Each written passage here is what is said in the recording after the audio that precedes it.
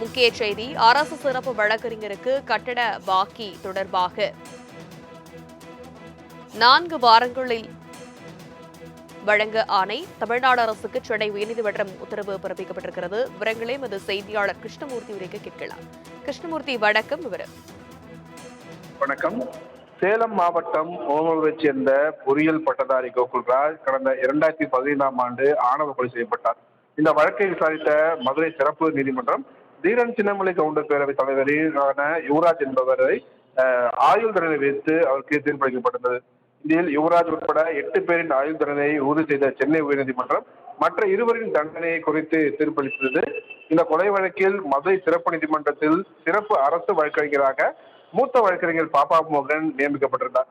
உயர் நீதிமன்றத்திலும் அரசு வழக்கறிஞராக வாதங்களை அவர் முன்வைத்திருந்தார். சிறப்பு வழக்கறிஞராக பணியாற்றுவதற்கான கட்டணத்தை வழங்க கோரி பாப்பா மோகன் தாக்கல் செய்த வழக்கை விசாரித்த நீதிபதி ஆனந்த் நரேஷ் சிறப்பு வழக்கறிஞராக பணியாற்றிய மோகனுக்கு உரிய கட்டணத்தை 3 வாரங்களில் வழங்கும்படி உத்தரவிட்டிருந்தார். இந்த உத்தரவை எதிர்த்து தமிழக சிறப்பில் தாக்கல் செய்யப்பட்ட மேல்முறையீட்டு வழக்கு தலைமை நீதிபதி எஸ்.ஏ. தர்மாதிகாரி மற்றும் நீதிபதி ஜி. அருள்முக அடங்கிய அமர்வு முன்பு விசாரிக்க வந்தது.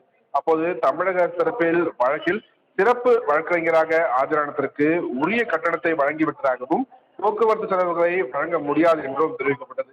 இந்த வாதங்களை ஏற்க மறுத்த தலைமை நீதிபதி அமர்வு மிகவும் முக்கியமான ஒரு வழக்கில் அரசு தரப்பில் நியமிக்கப்பட்ட வழக்கறிஞர் நூற்றுக்கணக்கான கிலோமீட்டர் தூரம் பயணித்து 117 முறை விசாரணை நீதிமன்றத்தில் ஆஜராகியிருக்கிறார். போக்குவரத்து செலவை அவரே ஏற்றுக்கொள்ள வேண்டும் எனவும் எதிர்பார்ப்பது நியாயமற்றது எனவும் குறிப்பிட்டிருக்கிறார். வழக்கில் ஆஜரானதற்கான கட்டணம் போக்குவரத்து செலவுகளை சேர்த்து 12,10,000 ரூபாய் பில் சமர்ப்பித்திருக்கிறார். இந்த தொகையை வழங்காமல் அரசு தனது நேரத்தையும் சக்தியையும் மக்கள் பணத்தையும் மேல்முறையீட்டுக்காக செலவிடுவதை விட அந்த தொகையை வழங்கலாம் என கூறி தனி நீதிபதி உத்தரவை உறுதி செய்த தலைமை நீதிபதி அமர்வு அரசு சிறப்பு வழக்கறிஞருக்கு வழங்க வேண்டிய அந்த கட்டண பாக்கியை போக்குவரத்து செலவுகளை 4 வாரங்களில் வழங்கும்படி தமிழக அரசுக்கு உத்தரவிட்டிருக்கிறார்கள். தனலட்சுமி. விவரங்களுக்கு நன்றி கிருஷ்ணமூர்த்தி.